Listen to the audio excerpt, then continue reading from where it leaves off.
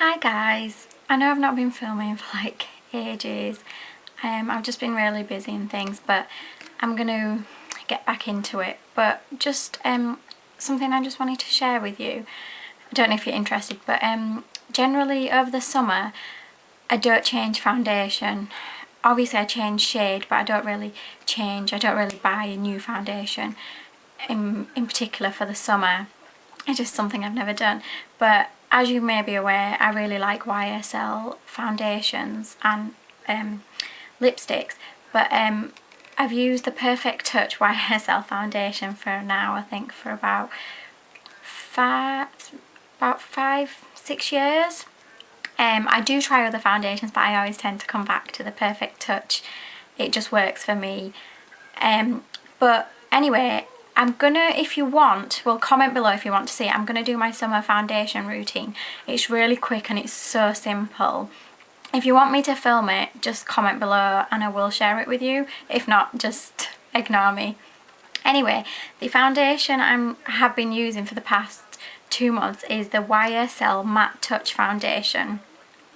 It's in like a squeezy tube and you get 30ml just like all the other YSL foundations.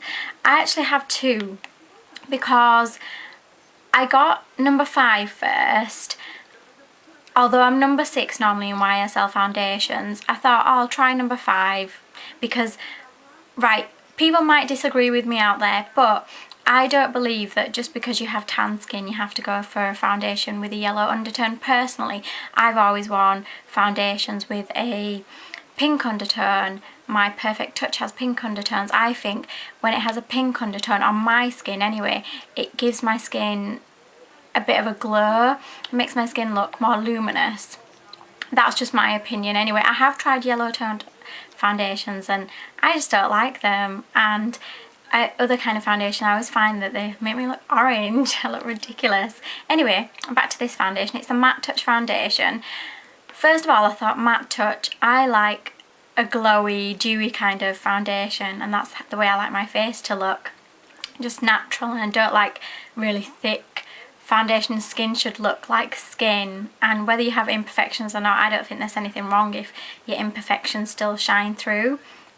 So Matte Touch, I was a bit like, might be a bit drying, but as I know from having used other YSL foundations, their foundations really do give this luminosity to the skin, and it's not like sometimes you put on a foundation and your face just falls flat. Like before you put your blush, your face just looks so flat and it just looks, horrid in my opinion sometimes. But this one, however, does not do this. Just like all YSL foundations, I can wear this, and if I don't want to wear blush that day, say if I haven't got time in the morning, I'm rushing, you know, I know it sounds silly, if I haven't got time to put a bit of blush on, my face does not look dull. It still looks glowy and luminous. So this foundation, I've been using it for 2 months. It's a squeezy tube like that. The consistency is, it's like nothing I've ever used before because it's not liquid and it's not a cream foundation. It's, I don't know how you'd describe it. On the back of it, it says it's ultra soft foundation that gently smooths and mattifies the complexion, ensuring a long-lasting result. It's like I don't know if you'd say it's a mousse. Like, I really don't know how to explain the consistency of it. However, it's really easy to apply. I apply it with fingers. I've not tried brushes, sponges or anything else because in my opinion I think that's the best method. And with my Perfect Touch YSL, I do prefer to use that with my fingers, apply that with my fingers, unless I need a bit more coverage. Then I use my flat top Sigma F80 or whatever it's called. This foundation works really well. I just put a little bit on my middle finger and dab it onto my face and just work it in. The coverage on this is light. It is light, so if you're someone who wants a bit more coverage, I find when you try to build it up, you know when you were back at school and you used an eraser, rubber, and you had all the rubber markings after, it kind of leaves that if you layer it on. I found that the first time I used it because I tried to pile it on. I didn't need to, but I just thought I'll test it out. I had all like these rubber rings, so I had to go wash my face and sort it out again.